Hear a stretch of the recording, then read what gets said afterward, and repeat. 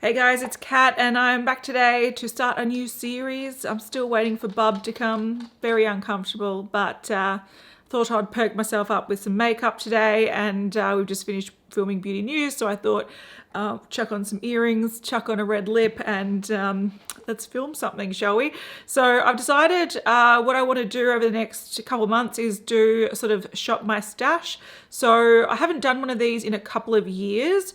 It's essentially a series or a concept where you go through your makeup collection and just pick out things you want to use just to get more use out of them and just to play with them. And some of you might be watching my Project Pan series, which is, look, it's a different concept. The goal of that is to use up products, whereas the goal of this is just to get more use of certain products that you sort of neglect.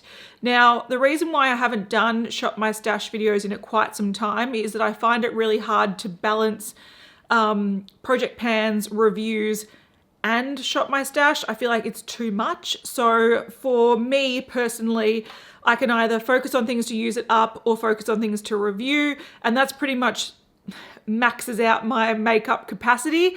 If I then threw in things that were from my collection that I just wanted to sort of get more use out of, I'd get absolutely no progress on my Project Pan. So I sort of favor that. However, in the upcoming months, I'm going to be doing less reviews. I don't have any reviews planned because I am waiting for a newborn to eventually escape my body, and so I don't really have any specific reviews planned. So I thought it's a really good time. I've been focusing on my Project Pan. I've been making good progress. So what I've been really enjoying doing over the last week or two is actually just pick out makeup from my normal collection and just play with it, and I've been really enjoying that. So what I thought I'd do is make this a little bit of series. I've got a little bit of a basket going on, and I've picked out some products that I want to play with over the next maybe month or 6 weeks, and I'll check back in and let you know what I think about them. If I don't like products, I'm going to either pass them on or declutter them. If I do like products, I'm going to keep them in my collection. But this is sort of just a way to, get more use out of what I've already got. Now, the way that I've picked the products that I'm going to go through is simply looking at things that I sort of want to play with, things that aren't going to compete too much with my Project Pan series, so I can still make progress on that and I can sort of work them together nicely. And things that I just want to play with. So I thought I'd start with, let's start with a palette. So in beauty news a couple of weeks ago, we talked about a new Viseart palette, and we've actually ordered, I think, 2 palettes. That's coming sometime soon. So I thought what I've been doing over the last week is pulling out this palette that I already have and trying to give it a bit more love. So this is the Viseart Grande Pro 2 palette. Now, this is a really cool palette, and it's one that I don't use very often, and I'll explain why. Firstly, sort of bigger palettes that require taking out of a slip and then, opening up fancy-wise, doing all this stuff, I just sort of forget to grab it.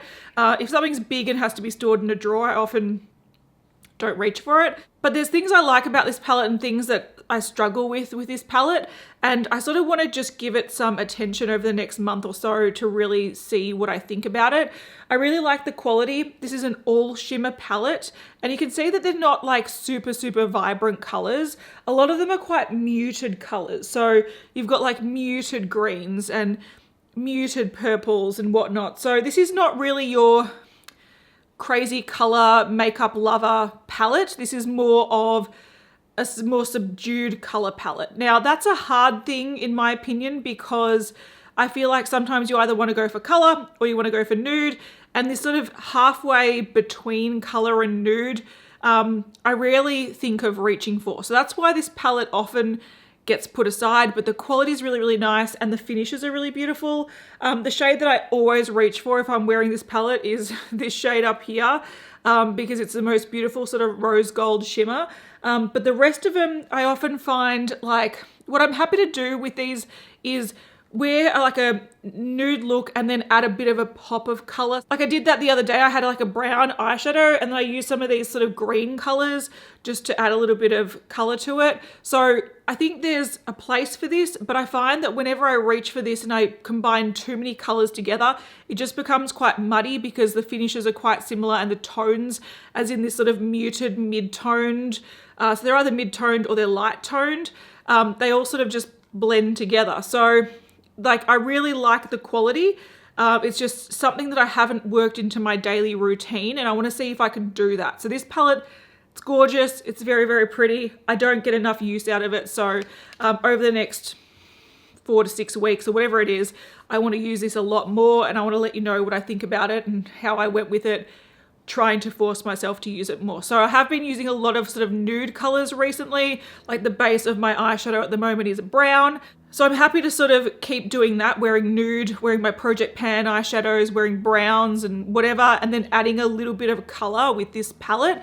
And I really want to see how successful I am at doing that. So that's why I want to incorporate this. All right, the next few things are also eye products, and I'm comfortable sort of delving into eye products because in my Project Pan, I've got some really basic single eyeshadows that I'm trying to pan. So I've got like a bronze color, and then I've got a cream matte, a mid-toned sort of cool brown matte, and a dark brown matte. So they're sort of like really basic grounding sort of eyeshadows, and then I can add to that with a bit of color. So I feel like adding all these different things won't actually take away from my Project Pan. It will just add a different element to it. So one thing I came across in my drawers that I was like, look, I haven't actually played with this too much. It's actually by Lush, and this is one of their liquid eyeliners. Now, this is just a jar and it's got this bronzy color in it. And it's actually a really beautiful color. It's the kind of bronze that I really like because it really suits my brown eyes. So it's this color here. And I actually am wearing it as a base today. So what I did was I just took a brush and I put it in there. It's a very awkward packaging because it's just like a bottle. There's no applicator. And this does say that you can blend it, smudge it, create flicks or wings. So pretty much it's a multi-purpose eyeshadow or eyeliner product, but I just really like this color as an all over sort of wash of color, which is what I did today. It did apply really nicely, and so far it hasn't creased or caused any issues. It sets pretty quickly on the skin, and it is sort of not, I don't think it'd be waterproof, but it definitely doesn't like smear or smudge, which is really nice. So I thought, even though this is something that I don't normally reach for, it might be something that I can play around with just to see if it's something that should stay in my collection or not. So I'm going to try it in different ways. Try it with, you know, as an eyeliner, try it as a base, try it as a liquid eyeshadow by itself. So that's what I sort of want to do with this. So yeah, this is a liquid eyeliner from Lush. It's in the shade Junonia. And I just want to see if I can incorporate that into my routine and if it's worth keeping around. Then what I have on top of that, so I can zoom in and show you what I've got going on my eyes at the moment, but essentially it's that sort of as a base product, and then I sort of packed a pigment that didn't really stick, and then I played around with it. But another thing that I don't use often, but I do have quite a lot of, are pigments. And one brand that I really like the pigment quality of is Inglot. So these are the Inglot Pure Pigment eyeshadows. I've got 4 of them. So all of these are sort of duochrome shades. So I don't know if you can see it, but this is like a red to a gold, which is really beautiful. Oh, dropped it on the floor. And that's a shade 86. Then I have this one that's more of a sort of soft gold to muted purple. That one is in the shade 22. I have the shade 113 here, which is a blue to a purple. You can't see the shift here, but it does shift to purple. And then I have this really beautiful one, which sort of like a purple blue to a gold. It's really, really pretty. So these are all duochrome pigments, and I've had them in my collection for quite some time now. And again, they're very, very beautiful, but I just don't make time for them. So I thought what I'll do is start making some time for them. I can easily layer these over my Project Pan eyeshadows. I can easily just add them as a little pop of color to a nude look. So I want to play with these more and see just to see how I can incorporate them and what I think about them after using them quite a bit, because I don't think I've delved into these for quite some time. I am wearing 86 a little bit on my lid today, so I did, like I said, pat some on, but it didn't really stick very well. And then what I did was, after I did my liner, I actually mixed this with Inglot Duraline in the lid, so just in the lid there, and I sort of lined the liner and the lower lash line with this pigment, and it looks really, really beautiful. So I'll zoom in so you can see what I'm talking about. All right, so in this light, it's sort of giving more of a, I don't know, cool toned look, but it really is this sort of pinky red color that shifts like a gold color. It's really, really pretty, but that's how I used it today. So I used it wet with some Duraline. I also originally patted it on top of that Lush eyeliner, but it hasn't really shown up too well on top of that. It sort of does need to be applied over a glitter glue or wet. All right, last eye product.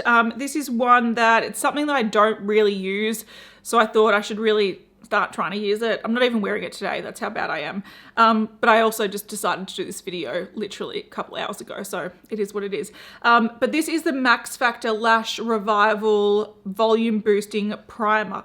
Lash primers are something I never use. I always sort of question the benefits of it, if that makes sense. So I recently got this in PR, just like a PR sort of gift pack, and I thought, look, I want to give it a crack. It's something that, again, won't clash with my Project Pan stuff. It won't clash with any reviews because it is simply just an additional step, and I want to see what I think about this and whether it's worth maintaining in my routine after about a month or so. So I probably won't use this every day, but I'll try to use it as often as I can. All right, then on to face products, and I'm going to talk about two things, and you're probably going to be saying, Kat, what are you doing?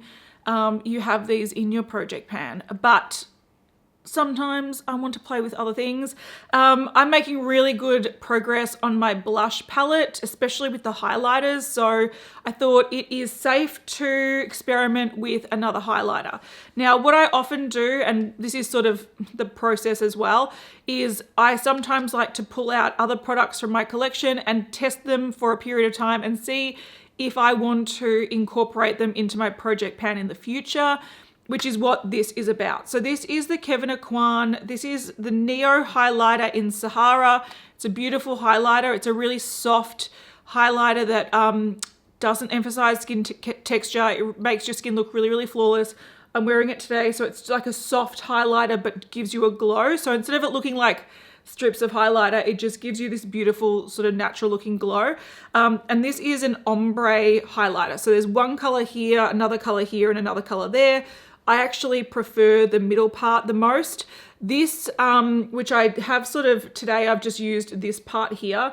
It's a little bit light for me, and it probably works better in winter. So we're getting into winter, so I feel like I could start using this a little bit more.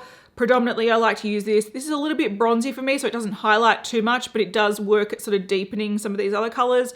I really, really love the finish of this. I really don't use this enough, and it does contain so much product. It contains 21 grams of product.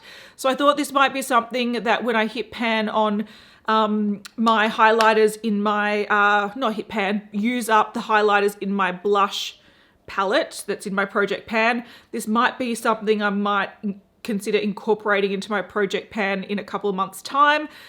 So yeah, I wanted to sort of use this and see if it's something that I do want to Project Pan. And because I am making really good progress on my Project Pan highlighters, I sort of feel like I can incorporate this just every other day and still see progress on my Project Pan. So yeah, it's just what I want to test out to see if it's something I want to start working on and paying a little bit more attention to in my Project Pan later. If it ends up being something that I'm just like, look, I'm happy to have it in my collection, or I don't want to pan it, I'll try something else. But I thought, you know, it's a good time to test it out. The next face product is a little bit riskier because in my Project Pan, I've got the blush palette. I've got 2 highlighters in there that I'm doing really good on, but then I have something like 8 blushes that I want to work on. So adding in another blush to my makeup routine is probably not the best idea. But this is a different form of blush, and it's simply because I want to see if it's something that I should keep in my collection or pass on. This is something I recently got in PR. It's Ulta 3 Bloom Blush Liquid to Powder. And I think this is in the shade, is it Sweetheart? Anyway, this is actually a really nice product. And I remember when I first used it and I first got it and I first swatched it and I was playing with it, I'm like, this is actually a really, really nice product. It's just that the color is too pink for me. And they did release, I think 3 of them or something, and they're all very, very pink. This one, and some of them were like really light and didn't show up on my skin, but this was the peachiest version, even though it is quite pink. But because it's a liquid to powder, it actually applies really nicely, and it's like once it's on there, it doesn't budge. It's really, really pretty. So the formula just seems really, really nice. I just wish there was more like peachy tones or orangey tones to them.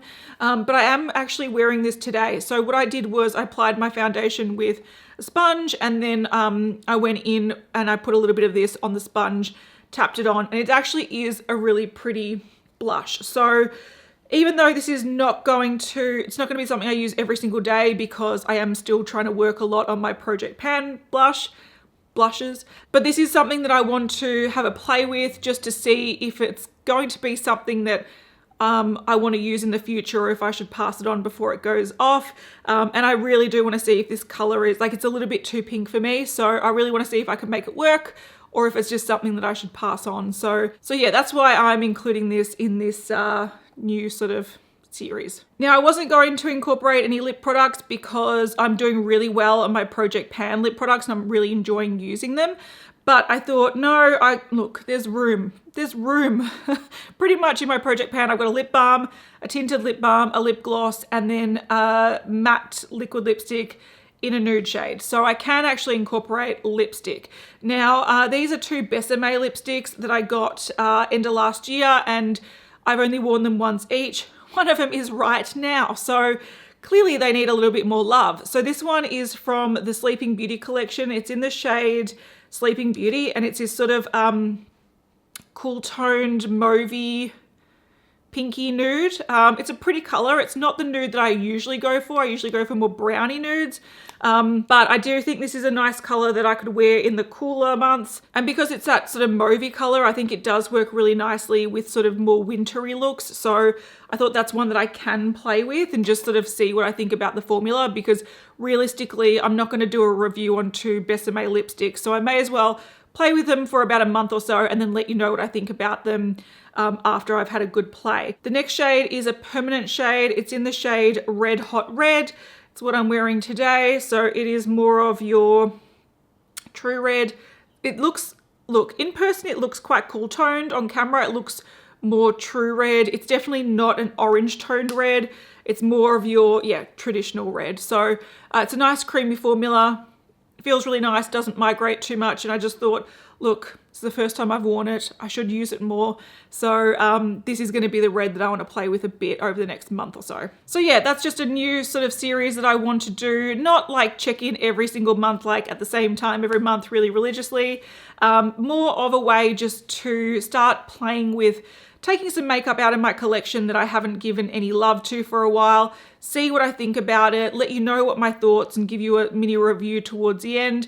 And then just also just use my collection more and weed out some products that if I'm not using them or not incorporating them into my daily life, either gift them on to other people or get rid of them, because if I'm not going to use them, what's the point of having them? All right, so that's it. So hopefully you enjoyed that. And we'll check back in a month or 6 weeks or something with my update of how I'm going with these. If this series does, if I find it interesting to do and I enjoy doing it and I'm happy to do it alongside the other things I'm doing on this channel, I definitely will sort of refresh them every sort of check-in. I might take some things out, put some new stuff in, and then just sort of keep this going as a series. But if it's a boring concept, no one gives a shit and I lose interest, then it will be a one-off. So it is what it is. But yeah, anyway, hopefully you have a great day and I'll see you in the next one. Bye.